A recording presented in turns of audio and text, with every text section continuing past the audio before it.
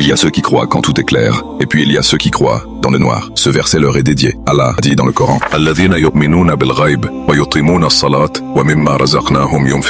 Ceux qui croient en l'invisible accomplissent la prière et dépensent dans sa voie de ce que nous leur avons attribué. Ibn Kathir disait: La foi est bien plus qu'un mot, elle est confiance, crainte et engagement. Croire en ce qu'on ne voit pas, accomplir la prière avec humilité et fidélité, et partager de sa subsistance, en don, en zakat ou en secours familier. Selon Al-Qurtubi, ces trois piliers forment la trinité du serviteur complet: la conviction intime, le lien direct avec Dieu et la générosité active, car tout vient de lui et tout revient à lui avec l'altruisme. Pour Ibn al-Qayyim, la prière et la dépense sont remèdes, la foi dans l'invisible apaise les tourments de l'inconnu, la prière guérit le cœur troublé, et le don repousse la peur. Ces trois construisent l'âme du croyant. Ce verset n'est pas une simple définition, il est comme un souffle dans l'obscurité. Croire sans voir, s'agenouiller malgré l'invisible, donner ce qu'on tient, tout cela fait de toi un être, au-delà de toi. Imagine un homme seul, face à l'inconnu. Il avance, la prière sur ses lèvres, le don dans ses mains. Sa foi, fragile, tremble, mais elle est vivante. Ici, la prière est armure, le don est écoute, et la foi est graine plantée dans ton âme, même si le monde semble sourd. Pourquoi ce verset est incroyable? Qu'il te fait porter ton humanité. Il te dit: je sais que tu ne vois pas, je sais que tu doutes, je sais ce que tu as. Alors réponds, accepte la prière, la lumière dans la peine,